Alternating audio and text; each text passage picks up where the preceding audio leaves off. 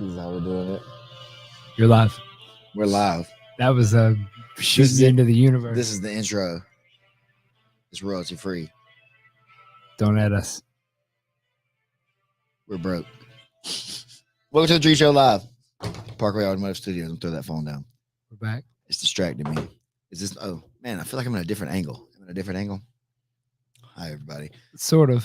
Dream Show Live. I was trying to get your picture in. Your picture's in there now. Picture in picture. Oh, your little my rooster. Yeah. If you will. I guess I'll try one more time. Dream Show Live, Parkway Automotive Studios. Myself, Stephen Eakin, aka El Hefe, aka by both of them. A lot of AKAs. We're figuring out a bunch of AKAs, just doing a bunch of things. Sir Isaac Stackhouse. What to do? He's got also several AKAs. In Yeti. In this house, he is the Daily Stack, more or less. Is that who I am? Who are you here? Here is technically I'm in my Blind Lincoln role. Like that's my production role. But then Camera Yeti got tagged on me last PGF season with you. And that kind of carried over to like the tie-dyed ape. A lot of AKAs up in the house. Grapplers. We're just trying to figure out what sticks, man. Different things stick for different seasons, you know. The Musgrove Trout Firm, 678-226-1994.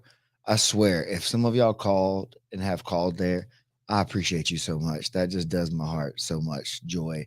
I have not heard that. It has not been confirmed to me, but I have been told that some of you have told people that you did that. That just makes me, it just tickles me, I guess, for lack of a better word. I laugh. Call buddy. Just have a conversation. It's so funny because people were talking about that on the stream, on the Mid-South stream. It's like, yeah, just call him up and have a call. I screenshotted that and like sent that to him. So he wants to come on the show. Oh, pretty soon. That needs to happen. Yeah. Oh, for show. 100%. Like it's, yeah. I hope whatever. He knows what he's doing. But yeah, we're here at the Parkway Automotive Studios and we had a busy weekend. Mid-South Classic, number 5, Purple Belt Absolutes. What was your favorite moment?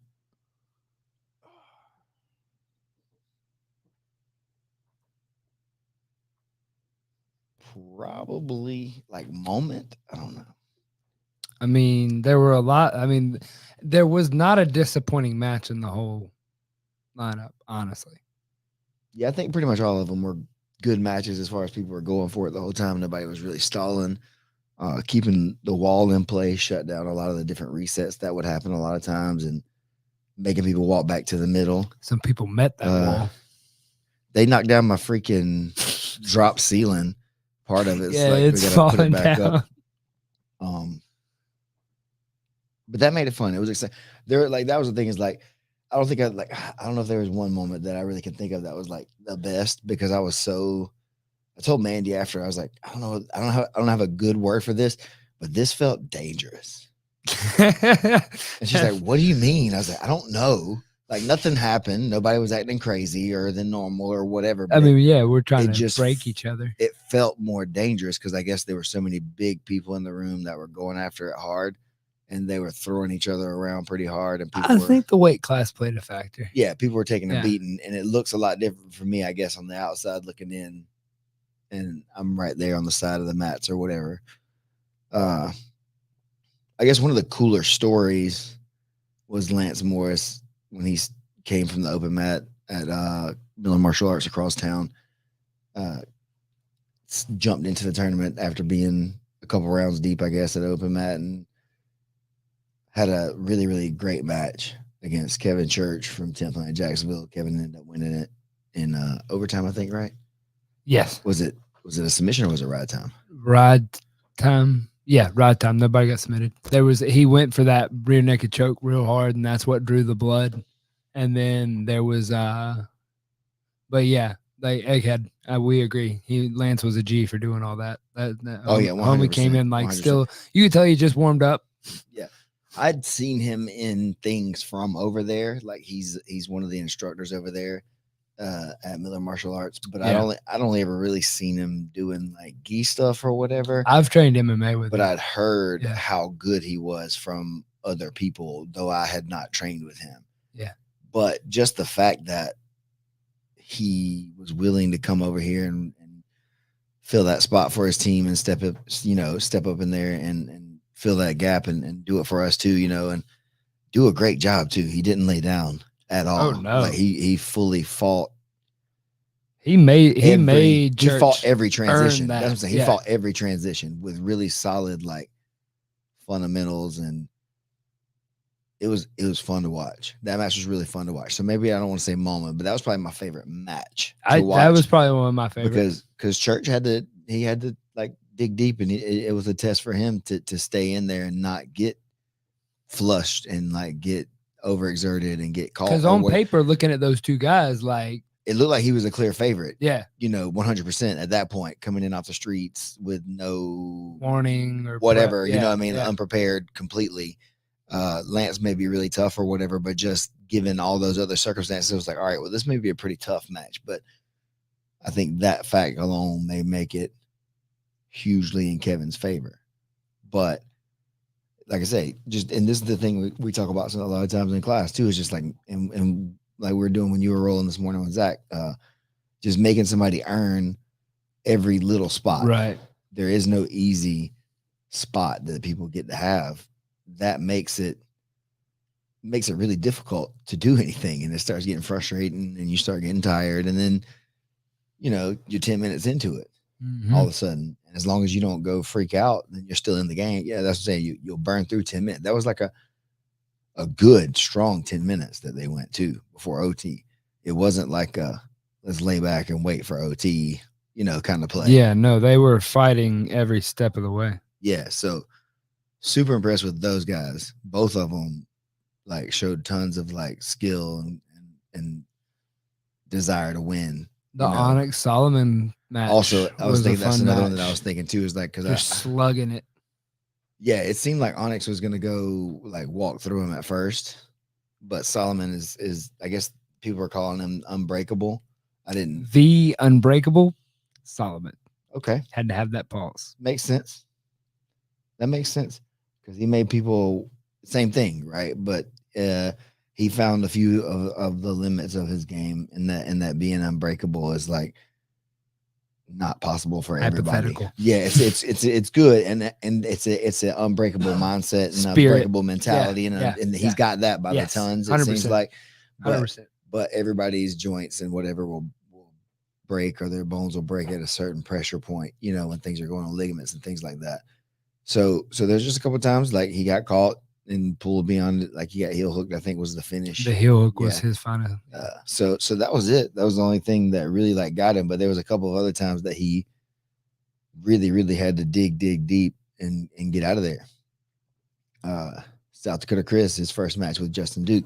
Justin, dude, that was a big man.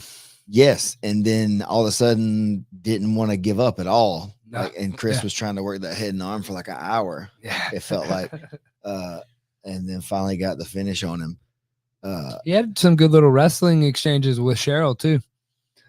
Yeah, that was people were surprised. They were like, "Oh, big boy can move," and it's like, actually, he's got decent stand up. Yeah, he does a little bit of everything. Realistically, yeah, and so he's trying to. That's the point. Is he's I believe he's a judo brown belt. That's where that comes from. Yeah, a little bit of experience. I think that's what you told me. Yeah, but that's the point, though, is he's trying to round out his skill set with solid jiu-jitsu stuff, and he wanted to see what was up, and he got to find out. He's right there, but some of the top guys are going to be just a little bit ahead right now. We did determine that level. You know what I mean? Yeah, so, yeah. It is what it is. We did determine that the Kevin Championship is illegitimate until they bring the belt with them. You're just disappointed. You're not upset. So low moment of the whole day is the Kevins, Buring, mostly Cheryl, I guess, because you're the title holder. It's your responsibility, my guy. Yeah, that's a fumble. Nobody's perfect, I guess, right? Being really handsome comes with you can be pretty. Yeah, there's other things that are on the line when when you're dealing with that kind of stuff. So, yeah, but that was definitely the low point of the whole day, because that would have been a magical moment to pass the belt on to young Kevin Buring, but he's got this illegitimate run, so we'll have to see. They got to run it back again now somewhere and put Buring's face is blocked in the picture. The title's on the line somewhere, maybe in class, anywhere. I don't know. I gotta see. Oof. I think Whole Foods, you think? I think Buring should just be able to walk in and call him out as like a throwdown for the title, like right now on the spot. He's got the right now. He does. You know, He is the challenger. The challenger you gets can to just choose, forfeit right? it if that's the kind of man you are. You can just forfeit it over. You know, but that was not a real title match because the title wasn't there. The belt has to be present, much like yourself. It's a weird part of the game that we have. You know, now he's got his insurance paid on the belt, so he gets to, you know, if he doesn't bring it, we'll just cash in the bond that he paid for the belt, and we'll get another one. You know, because there are many Kevins out there. There's a lot. Do we have 3 in this one? What if Kevin Church got in there and won the whole thing? I was like, that to me was like, okay, he's on the other side of the bracket. What if we get Kevin versus the other Kevin? Now the child's in Jacksonville, right? Kevin, Egghead suggesting a Kevin battle at the PGF Season 4 Atlanta qualifier. Are they? I don't know. Is Cher going to try to make 55? I don't know if he's seriously going to try it. Maybe. I don't know. They don't have to really battle each other too much seriously, except for when it happens organically. Like, but that was one that was happening pretty organically at that point. But yeah, but it's just funny. But that would have been super funny though. Like, to honestly, like if somehow it would have ended up going to Kevin Church in Jacksonville, because it was here's on the line. Any Kevin can get their title shot if they're there. You know, if they're in the bracket and it matches up. So if your name's Kevin and you see these two gentlemen, they compete almost every weekend because the belt's on the line. If you can jump in there and get the Kevin belt. If you match up with them in a fair up, you know, situation like the tournament, you just, you know, fall. It's on the line every time. It doesn't. There's like a linear Kevin championship. You don't have to wait for like someone to give you a title shot. If your name's Kevin and you match up with the Kevin that has the belt, then if you win, you're now the greatest Kevin of all time. Like, you're the linear Kevin championship. It stays with that guy. Follows the belt. So, but you have to bring the belt with you if you're the champion. You must. And so like that's why things really should just be around your waist. So I imagine that's what champions do, right? That's what was the most disappointing, was that he wasn't really representing the Kevin title appropriately, in my opinion. I mean, he was set up perfectly for like a mink coat. He could have rented a limo to the way here. I would have paid for it.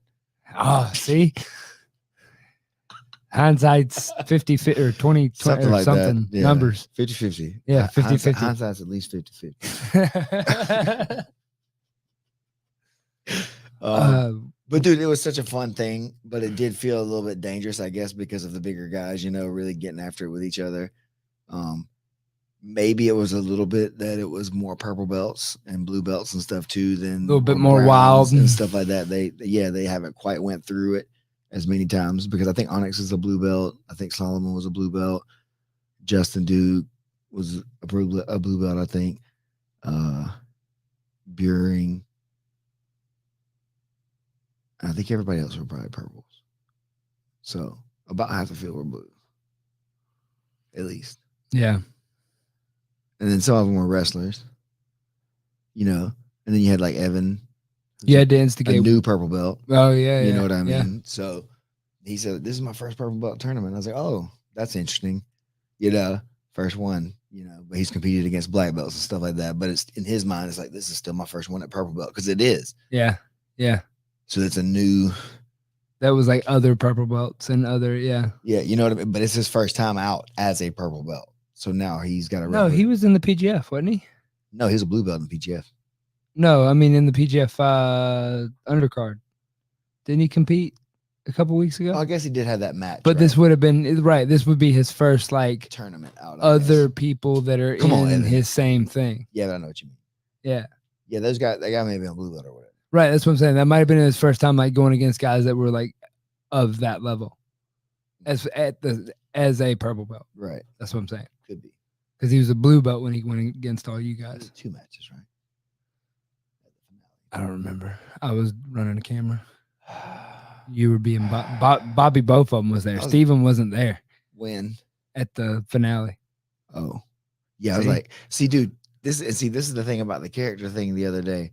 Like Saturday, I couldn't like jump into that part at all. Like trying to be into just focus, like, because I just had to be focused on everything else that was going on with the guys that were when as soon as it was over, people were You leaving were or El whatever. Hefe. Yeah, you're not got to be the boss there. You know what I Yeah. mean? So it's like that really makes a lot of sense, to where when I was in Decatur, how it was helpful for Brandon to be able to just sit there with the stats or whatever and do his thing while I was doing that part of it, and having him do that role most of the time, kind of for this here, in a way was easy because then I just kind of got to focus on the matches and thinking about safety or whatever we needed to think about, that just kind of was changing around minute to minute because it's a live thing.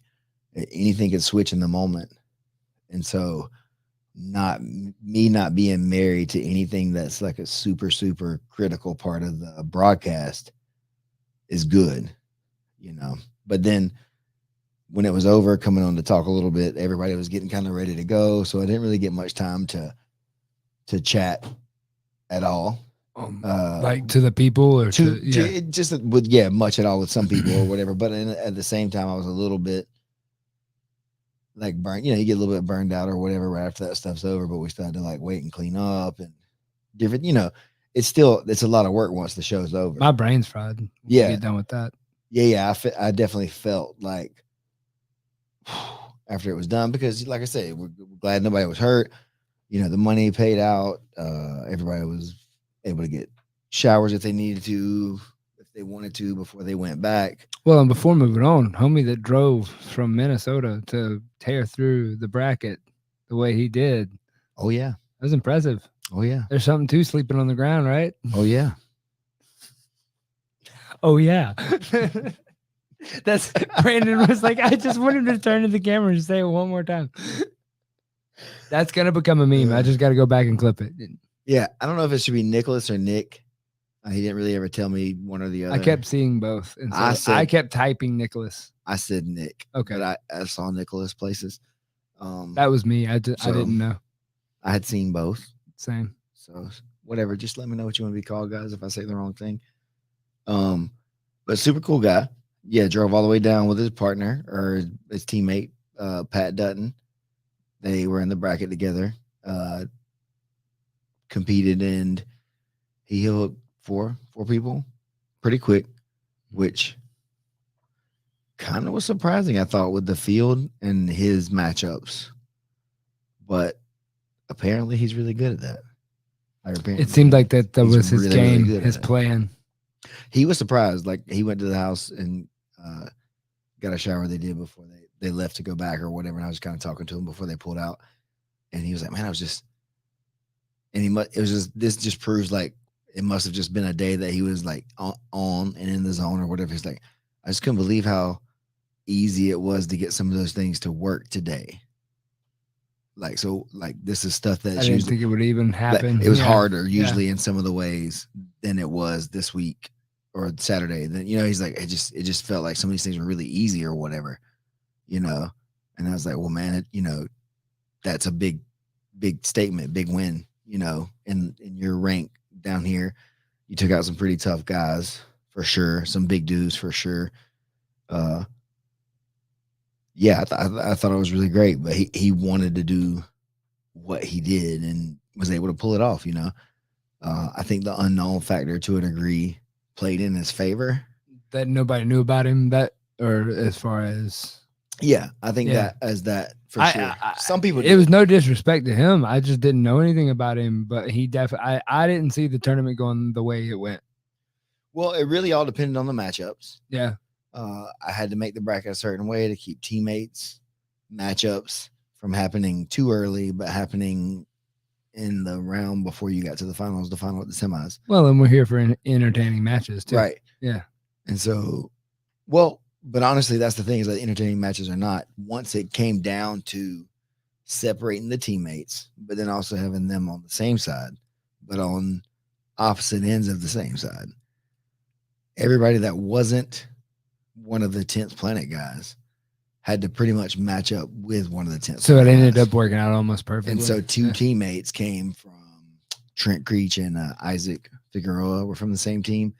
And so they were on the opposite side of the bracket and matched up with one of the guys from Atlanta and one of the guys from Decatur. And so then one of the Decatur guys, Evan, had to match out with Buring early, but so I had to like that was the one I think early 10 on 10 matchup that we had to have. But as a like area type deal, like I'm not upset at seeing that. Like I would love to see those guys play it out occasionally. You know, not every time. Like you're saying, you don't want to see guys that train together all the time and whatnot going against each other. But like occasionally seeing them run against each other one, Well, two, I mean, three yeah, in the that's bracket where is that interesting. trying to pull other people. Like Onyx flew all the way in from they're from Colorado, Yeah. Compete. So that's the thing. The reach has spread further now. So I think that brought the level up in a way 100%. that I was surprised in because you just see these guys they send in pictures online and it looks like what it is or whatever, and so then they get there and it's like, oh, this dude, wow, Yeah. much like Randy or whatever, for example. It's like you see him, he looks pretty unassuming, he's just baggy clothes or whatever, but then he comes out in his underwear and it's like, whoa, all right, He's got then. a badonk. Yeah. And so that like, and I had saw Nick had a match with Randy and had won against him at some Battle of the Blues or Baddest Blue or something like that. I think is what it was. Oh, okay. And so I knew that he was going to at least be tough enough to have beaten Randy at some point, but that it was still such an unknown. Besides that, I'd seen some of his Instagram videos that he was posting, but again, we all know how Instagram that can make be. you look beautiful. Yeah, exactly. That's the point. And so, yeah, just really, the big guys matching up with each other in the first couple of rounds. He had Wyatt Montgomery in the first round, which I thought was going to be like a really tough matchup for him because Wyatt would have a really tough style for him. But Wyatt got caught up trying to exchange leg game with Creighton, and that was the wrong choice. Right. That that's what he wanted. Yeah. Like there's times to try stuff that you're working on or whatever, you know what I mean? And not there. Yeah, not on that guy for sure. Like that was the wrong dude, so it just was one of those things, it's like showing improvements and things like that, and definitely could have done some things differently, but you're out there playing the game. This guy came down and clipped him, moved on to the second round, and then did he have Solomon next? Yes. Because Solomon and Onyx fought, right? I think, yeah, because yeah, that's right. Because the only reason I remember that is somebody in the comments was like, "That's like two big boy stage names." Yeah, that's like the mamas knew that they were gonna have some big boys. Hoss. Yeah, they call him Hoss. Dude, that was an interesting dynamic too, having like Solomon's mom in there cheering him on or whatever, Yeah. Or I think that I assumed that was. It was okay. his mom. I was sitting across the room and I was in the stream, so I had no idea. The way she sounded, it sounded like his mom. Yeah. Yeah. And whatever, it just she was just like, get out of there or whatever, you know what I mean? And I was like, all right, man, you got it. And he was though, you know what I mean? Like it didn't seem like it was like negatively affecting him like it you would see it do a lot of people. I think it really made him really dig deep in a way and go harder. Whereas some people that would like piss them off and they were like, no, and, blow it on purpose. But he was like, all right, I'm about to get my leg broke then. That man stared it down. That was nauseating. He watched it happen. He watched it all. Yeah. And so kudos to him. Lessons will be learned. Maybe, hopefully he's not hurt at all. Yeah, hopefully he's fine. Bendy knees, young, long legs, flexible. Maybe it didn't really maybe it looked worse than it felt. Some people can take that. Yeah, that's what I mean. It's like maybe he didn't quite really have all. You do that to my leg. Yeah, I'm not sure mine works that way. Nah. I'm not sure mine does that. I'm sure mine doesn't. And so then after that, he was with Church, right? To the finals. Semis. Was him versus Church. Yes. Yeah, that's right. Because that's when Brandon stepped out and missed. Because it happened quick, didn't it? Because he got a quick heel hook, and then so did Kevin Buring. Mm-hmm. And then it was him versus Buring. That sounds right. And then he got the quickish finish. I don't remember the time. Quickish finish over Buring. So burned through it pretty quick. It was a 3-hour stream though. Yeah, and I think it was still efficient enough that it didn't seem pressed. We had time to do like a blood cleanup. They like mopped the mats and got all the stuff. We Like, took so 2 or 3 breaks. Like, yeah, that's what I mean. It's like everybody got it. Like it wasn't like rushed. Like the first time we did it, it was like, all right, I can't get up to go use the bathroom the whole time. We got to get it done or whatever. This feels super like I got to get everybody out of here. It feels cramped. But this time it was like, whatever, man. Y'all got to get out of the way. Like if people are coming, don't let them smash you or save the yeah, camera. just like yeah, exactly. Like we're just being very clear on what's happening because I was trying to. How about my man Keelan wall walking to get out from behind the big boys? I don't know if you saw that. I didn't see that, bro. No. He did like some Matrix stuff running up on the wall, and I don't think he ever. I switched off of him to give him the chance on the switcher, but I don't think he ever lost them in the frame fully. Like I think he kept them in frame and like ran up the wall and like jumped off the wall to get on the other side. So Keelan's changing the way jiu-jitsu looks. Legendary gimbal performance by Keelan. We'll give him a stripe on his gimbal. I guess I'm not the guy that could do that, but I guess that's well. I mean, I think the community gives out those stripes. I'll count that one. Hefe has I don't have the ding. I don't have the Mario ding. El Hefe hath spoken. We need to create the El Hefe soundboard. Brandon's got his. Speaking of that, what would I have on a soundboard? I'm sorry. Somebody over here in the comments asked if Brandon had any mount tips and Irish. He does that test. He does. Kajabi.com at Brandon's BMAC whatever that is. BrandonMC.ninja. BrandonMC.ninja.mykajabi.com. But I was gonna ask you what your mount tips might be to people. Go buy his DVD set off of his website. That would be my biggest suggestion, because what I tell you right now won't really be as effective as having that whole set that you can replay to, because we play a very similar game from those positions. So what was the question specifically about it? Solidifying mount? No, he just genuinely asked Brandon, got any mount tips? Stay heavy. Don't use your hands to hold them. That's gold right there. Jot that down. Noted. Next. So let's see. Other grappling news. PGF, he just dropped and said, I missed this somewhere where they're doing PGF mixtape. They're doing 155 and 135. Men's and women's. Men's and women's. Yeah. Yeah, that's gonna be interesting. Now I've heard a few people that have wanted to do both, or not. Wait a minute. Some people that were going to do each, right? You know, that they were going to do people that were interested. Their respective divisions, I should say. There you go. Which makes it very interesting because there's only 8 of the females, but maybe we can see the swell of support for the women's movement or whatever, perhaps to grow those other kind of things into a bigger, instead of 8. Maybe not this time it'll happen, but maybe that could help show who's out there wanting to do these types of things. And then for the men, I love the fact that the only person that could get in with an automatic bid is Evers, the reigning champion, right? Yep. And everybody else needs to go through the qualifier. You need to go be seen. You need to show up. And if your stock's not that high, you need to show up a lot. If you want to get picked up, it's like a professional league.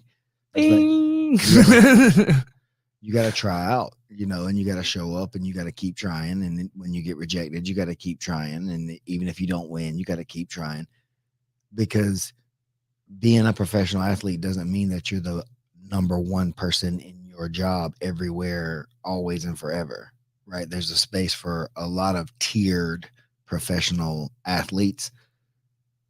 And so getting the reps in now, even if you're not quite there, building up towards that stuff, being in the room with people like that, if this is something that you're really interested in, you know what I mean? Going out there, being in the room, seeing what it feels like, feeling the level of competition. Why not? I don't understand why people don't do it more. I don't know why people don't compete more. Because it hurts. As far as like emotionally. I genuinely think that's what holds most people back. They don't want to go through what it feels like to lose. And so what are you doing instead? Winning in your room. Winning at training. That's gross. Right. That's gross. Like, it's fun to be good, and I enjoy being good enough to win training when I need to. Yeah. But like legitimately counting taps, being like, No, oh, I feel I've you. tapped this guy this No. many times that day. Like, No, I hear you. That's what I'm saying. And I used to do a lot of that too. And so that's what I'm trying to. That's what I'm trying to question. It's more of a kind of a rhetorical. Then what are you doing then to get that But because what you're saying is true to an extent, but it's not the same thing as going out against someone unfamiliar that doesn't know you, doesn't care about you, right. That scares may the not hell out of ever some see people. you again. Right, exactly. And so then that's the monster hiding in the cave that you got to Right. go slay. That's your hero's journey right there. That's the point. But what they don't understand is that you get that if you approach it that way, you get that either way. That's what I'm saying. You win or you Right, lose, yeah. and that's what they mean by that old like, oh, you never lose, you learn. But it's like, it's not as that. It's you're gonna learn if you let it. The faster you learn, the easier it is. The lesson repeats itself until it's learned. That's definitely a mantra that I say all the time is that exactly. And it'll show up in a different way, in a different place, in a different city, with a different person, with a different whatever job, whatever the thing is, it's going to show up again, and you're going to be put in the same spot. And if you make the same irrational decisions over and over again, things are just going to get worse and worse and worse and worse. And that's the jujitsu thing, right? It's like you can't like just freak out immediately. It's, oh my god, he's on top of me. It's like, all right, cool, we got to establish, Can he kill me here? what Can is he he break something? Yeah. right? Am I in a safe space even though I'm down? Like, let's say, what is the safest place possible here, and then here, and then here? On my, and then what's the rules of the fight that we're in? That's what I mean. So it's a lot of different things that people could be doing it for, but all the people who say that they're doing it for like self-defense or whatever, you're the main one that needs to compete. Yeah, because you need to feel what it's like when somebody doesn't That care. you don't know. Right. Somebody you don't know. Somebody that's not choreographed in the same moves that you are, through the same patterns and different things like that always. Yeah, cross training can give you that too, I guess. Like going to things like that, but it's still not the same thing. You still fall in patterns. And everybody runs gyms. The etiquette's different when you're in a tournament versus when you're in a gym. You won't have very many friends if you come in acting like it's a competition every single time. If you're dropping in. Yeah. Right, exactly. Like, or even at your own school. Yeah. That's what I mean. Like, it's super awkward to come in with my headphones on, not talk to anybody, and then come in and do my match. And just club somebody. I'm not going to take class. I'm just going to sit over here in the corner and wait until it's like 10 minutes before it's time to roll. Then I'm going to warm up. I know guys like that. But yeah. That guy's not going to be good, though, unless he already got good and is old now or something like that, and they're doing this just to maintain. You know what I mean? That's like that. That's not how you advance. You're not going to be the greatest ever. The greatest. Don't you're not do even. that. You're not. You're going to be maybe good like that, and good to a relative level of the people that you're able to go in and smash up against until one of you break. And so it comes with the reps. And dude, like, a coach matters, man. It's really obviously always been clear, but it's really, really clear a lot more and more for me the more that I'm the coach, how much it matters to people, even if they don't know how much it matters to people. Because people think it matters and they say it matters or whatever, but then me seeing myself coach people a few times, in situations, and then also like the Wizard of Oz thing, like once you've seen behind the curtain, like I've been in enough coaching conversations now or whatever, and I'm watching guys coach their guys or their people when people are doing it well, you see what they're doing. And then when they're not doing it as well, or when you know what I mean? You see that too. Or when someone's not as confident in their coach, that's one thing. And when someone's not as confident as a coach, that's one thing. You know what I mean? So there's this relationship that the matters. Inconfident coach is a weird one. Well, I think sometimes guys get caught up in hype. Yeah. The hype gets you, and it's like, oh, well, this is, John Danaher's in his corner. You know what I mean? Yeah. I can't really coach against him. But is like coaching not like a lot more? I appreciate from a coach. I just want you to call what you see. I'll utilize the information how I need it. Well, and that's a certain kind of person too, I right? know that people are different. That's I guess Yeah, that's what I was and interjecting. Yeah. that's a big part of it. Is like, who is your coach, and what are they doing for you exactly? Like, what kind of person, what's the role that they fulfill for you, right? Some people are really like inspirational leaders, and they like really get you fired up, and will make you run through a wall like 10 times. You know what I mean? Like you'll do anything for them, anything.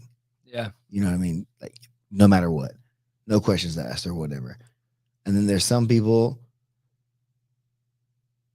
that you will follow. You know what I mean? But they're not really like that super like ramped up energy kind of person. That's not gonna like charge into anything ramped energy like, at all. Really, doesn't exist for them. They don't know. They don't know how that works or whatever. And so if you have one or the other and you need the other at that time, then it's not the best situation always to have that. You know what I mean? Because and Sean Applegate made a video about this like last week or two, I think. We talked about it a little bit when he was around. But I can't remember all of the things. But like some of the things are, like mentoring people or whatever, and like giving like mentoring life experience lessons or whatever, versus giving you jujitsu instruction versus coaching you when you're in a competition are all very different skills Oh yeah. that a person needs to have to be very good. And then you also have to be the right athlete. The person you got to buy in. Like I was saying, like to you guys over the last, while, it's just like sometimes you just gotta trust and you gotta go. And just You just believe that gotta it's gonna do it. work. You just Yeah. gotta do it, man. And it's gonna just do it. Don't question it. Don't hesitate. Like standing on, like Drew said about standing on the edge of the diving board. You can't stand there and think about what can happen. Like all the possibilities are crazy. Right, but in that where that's I think that's the sticky part of jujitsu sometimes of like where you're talking about some people will follow that blindly just because of jujitsu or just because of the master or just because of the martial art. Like they'll blindly like I mean it's like you talk about faith or you talk about religion, people will blindly follow something because of that. That's the hard Like part. yeah. But there's other realm like I don't feel like when I'm talking to you about it or Brandon about it that I'm blindly following you into that. Like I feel like that I've been it doesn't feel like blind faith in that way. Well, because But it has in the past in jujitsu to me. and so this is the hard part, and this is the hardest part, and this is every movie ever probably too though. And I've actually had this conversation with Brandon. He's explained to me in a few ways that made it make a lot of sense to me. Like this too is like I am not the hero of your journey. You are the hero of your own journey. I am your guide. I am the one that, you know what I mean? I've already done some other journey before that gives me credibility. That's why you're with me. But I can't do the fight for you. So you got to go do it, even when you're not ready, even if you don't believe in it or whatever yet. But then when you go in there, you just gotta know that it's what's gonna work. You know what I mean? So what makes you trust the person that's that person to you in your journey? They gotta care about me. Like I gotta know they care about me and as a person. You know what I mean? I gotta know that they actually care about my progress and about what's gonna happen if they give me information and I choose to use it. Like you can't just follow somebody who just wants to be heard and wants just to be everybody just to listen to what they say and just do what I say all the time. Like that's the hard part about it, and that's why I have a hard time sometimes like being that direct with people about it. It's like just do what I say because that's Is it such a almost like you have the free will? Like to like it is go to that, straight that's the yeah. thing is like you got to know, right? Yeah. You got to go for it's like the Rumspringer or whatever for the Amish kids or whatever in a Right. way is like you got to go out there and see what it's like to be wild and crazy, and then when you start seeing that things aren't going right because you're whatever, then you come back, and it's like okay, and I need to be patient for you or with you about it, or if I really care about you and let you grow and be a part of that journey, and still trying to like plug in that knowledge in the way that you're going, like even if you're going off a different path, so to say, as long as it's not like a deadly path, then just kind of got to let you go out there and get on the fringe, and then hopefully like before you fall off the cliff, it's like maybe want to try this. Well, that's like, did you watch the stream all the way through and watch the interviews? Did you see where Brandon and Sean were talking at the end? Okay, well, my mom actually just commented this about talking about that Brandon was talking about a coach, and I think it was actually Sean that was talking about this, but him and Brandon were talking back and forth about the coach who said his athlete, you can't lose this fight, and she was talking about versus Ngannou, gone the other night. That it's that same thing. Like his coach was telling him, like, you can't lose this, you can't. And it's like, no, you need to calm him down and tell him, like, hey, you're up 2 rounds. Like, go out there and don't die. Like, we just found out he can wrestle. And see, that's part of what, because Sean was saying that on his YouTube video. That's part of what he was saying. He was coming back to that. Giving the real feedback, giving the correct feedback. Tell them what's going on. That's what I'm saying. Like with y'all, it's like I have to tell you the truth, even when that makes you uncomfortable. And sometimes it's going to piss you off. And I'm even going to be frustrated and upset about it to a degree that we may like not talk about it for a little bit. And then hopefully we can not like have a huge like blow up where you leave the school or whatever in this instance, but it can come back around to where, and that's the thing, like it's starting to happen now here for me. This is the first time I've been completely in control. Well, it's your students. That's what I mean. Yeah, it's the first only exposure they have to this world is through you, or who I've sent them to, kind of, or who they choose to go through to, you, or what. Right, exactly, kind of. And so you're their bridge. Weird. It's been super weird because I have encouraged the skeptical, for lack of a better term, but the skeptical student mindset in some ways to let you like test it. That's the way I teach it, though. Is the where you need to figure it out yourself a little bit. Like I'll tell you what stuff I'm doing and what I think and what, we can do.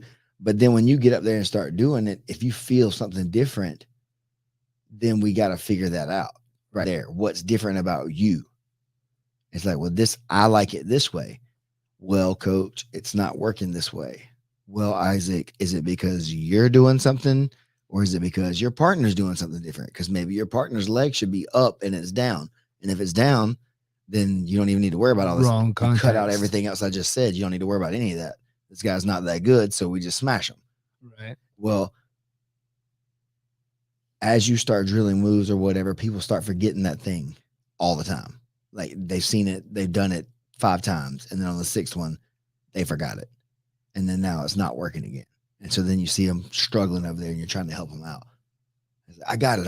It's like, you're not doing this thing. The hardest thing that I've found to explain to people is it's been blue belt or what people would consider blue belt time. People that I've talked to of trying to explain to them look, it won't make sense until you see it for the 10 millionth time. And then you're going to go, but so like, it's a time. Like I keep telling them it's time. It's time. It's just, and that's why everybody's like, keep coming back or whatever. And that's what I mean. Is like, you have to trust me long enough that you're still paying the cycle and keep coming.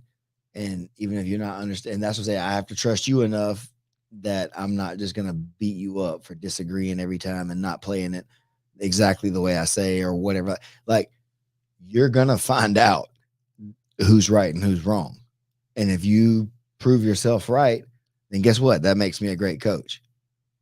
And if not, then you'll come back and I can help you get better. And then that makes me a great coach. It's like, all right, look, I went to that stuff in PGF and I had stuff that I had been hanging on to that I used from Blue Belt that worked. There was stuff that worked. And some of those mentalities and some of those things that I fell back on when things fell apart on me during the week, they don't work. Yeah. When you're trying to go after somebody who knows all the same things and have been down all the same paths you have. So like, it's a whole nother level when you're talking about like, what are you trying to do with your jiu-jitsu too? Like, what are you trying to do here? What's the point? Right. So that's the thing. And everybody's is different a lot of times. Even though both people want to compete, maybe they want to compete a different way. That you know, what I mean, top player, bottom player, you know, whatever kind of thing like that, or older, younger, you know, long, short, thick, thin, whatever. You know, there's a million ways that that your game has to change based on that variable that not to say you're out of control of, but potentially could be out of control of in a lot of ways, just your body, you know, and then or your opponent's body. And so things need to change. So what's the best answer all the time? Don't be stuck up underneath somebody ever. Don't let somebody have your back ever. You know what I mean? And always be trying to get to somebody's back. Because if you're doing that, then they're not on top of you anymore. Yeah, but even then, like we discovered with me that like pursuing the back was part of my mistake because I was jumping too many steps to try to follow that path. But So that's like the there's thing. an exception Not so this is the thing though. Following it at the and right time. getting to it appropriately Okay. is the thing with patience and without jumping too fast. Okay. That's the thing. Because it was going too quick. The checkpoints, I guess, to say, especially against the high level guys. Right. It's like, you know, and dude, that's the thing is like I want to get to the back, but sometimes when I do that, I lose it too. And they counter me because people know things. So I have to stay in the safest place. I feel like it's gotten when I do harder that. the more that I've gotten into the world of like 10th Planet and the guys that train EBI and not and the whatnot. Like it's gotten harder over the years to control guys' backs I for me. have thousands of hours with people on your with back. people on my back. Right. I don't necessarily feel threatened. I mean, I do. I understand having my back taken is not a bad thing, but I'm not like panicking with very high level people on my back. Like now I'm going to say that, and everybody I know that's watching this that are my friends are all going to try to kill me from the back. But like, you get what I'm saying? Yes, I do. I do though. And I feel the same way.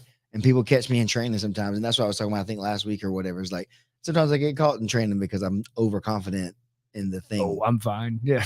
And then I have to tap. And that's a learning time for me and a good pat on the back for the person for doing the right thing because I did something wrong. That educates me on, okay, what you need to do is still like on the back, for instance. I like to try to do that. What we call the Redeemer escape. I don't know the real name of it. I just made that up. But I love it. Where you just use your posture and you like space out. You don't use your hands on it or whatever. I really saw Matt Scaff do it at that finishers years ago. It's like the most like exciting moment of it I've ever seen. But I had like, and this is the thing is like I have been doing stuff like that on my own too.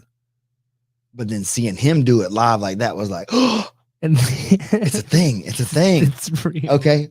And nobody has a name for it. And then I just thought I would, say that. And you heard it here first. It takes a special kind of understanding of your posture in a way. Right. Stick your neck up when somebody has their arm under your neck to start moving out. It's understanding the finishing mechanics too, like where your posture is. They can't. That's what I'm saying. Is get like, the mechanics. And so I use that a lot on people when I'm training because I want to hit it on everybody. I want to do a no hands. Like I don't want to. You got to fight the hands. Like I know. I don't want to. I want to try not to. And then if I have to, I'll use that as my late stage kind of escape too. Right. You know what I mean? But I want to figure out this posture thing, right? That's what I'm saying. Is like I'm in here trying to learn. Even though I'm teaching or whatever and I'm the instructor, I'm still trying to learn too. Is like because there's differences in things. And so sometimes I'm learning that, oh, you can't do that with this cat. He's too good to play that with. You got, you know what I mean? You got to make sure, sometimes certain people you can't do that with. And so that's the lesson in that moment. It's like I had to tap. There was no reason. Of course, maybe I could have defended that hard earlier and avoided it. But at this moment, safest thing was go ahead and let that one go, and start over. And he can think whatever he wants to think. I'm not even going to change my facial expressions. I'm just going to turn around, slap bump, and we'll start rolling again. And often I'll just pull guard or whatever again. I don't care. I don't have to like shove you over and get on top and like start smashing you anymore. A lot of times I'll go back to the same spot. I hope to. Let me see if you do it again. Like I don't say that, but we work back to it like silently as I'm trying to figure out how to stop it on the way in. I'm a dumb purple belt. I'll just like roll all the way into it. But see, then that's not realistic though. I know. That's what I'm saying. So you gotta figure out. That's my version of getting on top and smashing. The way into them, or the way that they are getting into it, is the way out. Yeah. How they're getting in is how you have to get out. that's like prevention is better than defense, and escape is right. not as good as a counter. Oh, build it. Let them build 98% of it and Yeah, knock over and the then take 2% they exactly, need. boom. Yeah. That's it, baby. And that's frustrating. Oh, So sad. you and Brandon do that to me all the time. This is the way. This is the way. I believe in it wholeheartedly. Dude, one of the best compliments I ever got from Brandon or anyone, honestly, but was that seminar he was teaching. And people were asking questions about a pass that he was teaching or whatever at the seminar. And he was like, "You help them real quick or whatever." I was like, "Man, this is your stuff." He's like, "Yeah, you know what I'm talking about. You do it probably better or whatever." You know what I mean? Just like it was just more or less just to get some Like, yeah, help yeah, in the you seminar or do the whatever. same thing. But it's Yeah. like it's the same thing. It may not be exactly what I would say, But but it's it's the gonna be same. they're gonna get what they need out of it or whatever. And it's like fair enough, you know. And I was a black belt already. We already had Perry, so it was like it's not been an old thing. Is recently when it happened. I was still like, "Oh, thanks, man. That's like a pat on the back." You know, it's like, "Yeah, you can teach my stuff to people. I trust that." It's like, yeah, it's the same stuff that I've always liked, and so that's why his stuff like clicked with me a little bit when I was in a lower belt rank. It's because it was already stuff I was using, but you just added the quote 10th planet stuff to it. Yeah. That's the like the it's rubber just jujitsu. the rubber guard stuff that I like anything that I play comes from like I was ending up in those like triangle like I played like a really high guard from like MMA learning to like not let people punch you. And like I was ending up in all the right leg positions, but I was like a little bit short and shy. So like it's been really easy for me when I teach people rubber guard. They're like, oh, I'm not flex. I got old guys over there in that Prattville class that come at the 5, and I don't mean that derogatory, but they're old. And but they're playing. I got them playing like rubber guard. They can get to New York. They can get there, and they're like, oh wow, like Yeah. I can. And I'm like, yeah, it's pretty cool. Yeah. Now you know I learned a lot of that stuff from Richie too. Obviously, being in the room there. Yeah. But just like as a like similar body type and all that kind of stuff. Brandon being a smaller dude, he's still shorter, blockier, kind of like I am. Right. So we play similar stuff, and so like it put together some of the things that I didn't have in my game that I didn't quite understand when I was missing when I was doing the rubber guard, for example, or whatever, the truck against other people that knew it. They knew what I was setting up based on the setups that we had. And then I started learning a lot of the old stuff that I was doing that I had kind of scrapped was just like a quarter turn this way or a half step that way. And I realized it was all just the same thing. And then that was like brown belt, like 3 years deep at brown belt is when that like hit me hard. And I just took a big loss. I just took a big loss at a tournament. All these things were like really, I wanted to win so bad, man. I needed to win. I had to win. I couldn't lose. Needed to win. Got to win. That was the only way to get the love I needed out of everybody was to go out there and win this title. Like that's the only way they're going to clap for me. You know what I mean? The only way they're gonna respect it. That's it. That's right. I got to have this, or nobody's going to respect me the way they respect everybody else. Yeah. And it just didn't come the way that I always thought it needed to come for me to get the thing I wanted from it, whatever people, which was their respect. Like I already had it, realistically. Turns out the journey was the point. The part of it that was more frustrating was probably they had to argue with me about shit that they didn't want to. They didn't need to.